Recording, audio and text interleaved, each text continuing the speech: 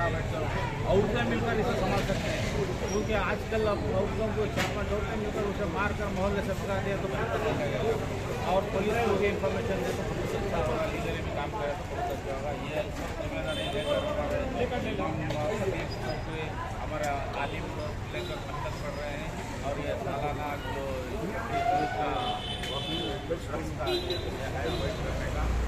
सब साथी है, उन तमाम का मैं हमारी कमेटी से शुक्रिया अदा करता हूँ, और हमारे साथी स्कूल वाले और जो लड़के साथियों का सबका शुक्रिया अदा करता हूँ।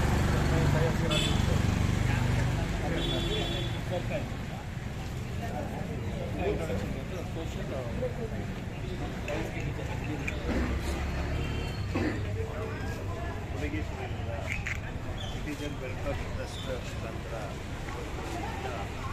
ಮಾದಕ ತಡೆ ದಿನ ಅಂತೇಳಿ ಆಚರಣೆ ಮಾಡಿದ್ದಾರೆ. ನಮ್ಮ ಹುಲಿಗೇಶಿ ನಗರ ಅಂತಲ್ಲ, ಕರ್ನಾಟಕದ ಎಲ್ಲೆಲ್ಲೂ ಸಹ, ಬೆಂಗಳೂರು ನಗರದ ಎಲ್ಲೆಲ್ಲೂ ಸಹ ಈ ಒಂದು ದಿನಾಚರಣೆಯನ್ನು ಆಚರಿಸಬೇಕು, ಹಾಗೂ ಎಲ್ಲ ಕಡೆ ಮಾದಕ ವಸ್ತು ತಡೆ ಹಿಡಿಬೇಕಾಗಿ ನಾವೆಲ್ಲ ಹೋರಾಟ ಮಾಡ್ತಾಯಿದ್ದೀವಿ. ಈ ಹೋರಾಟವನ್ನು ಜಯಗೊಳಿಸಬೇಕಾಗಿ ನಮ್ಮ ಈ ಹುಲಿಗೇಶಿ ನಗರ ಟ್ರಸ್ಟ್ ಮುಖಾಂತರ ನಾವು ಹೋರಾಟ ಮಾಡಿದ್ದೀವಿ.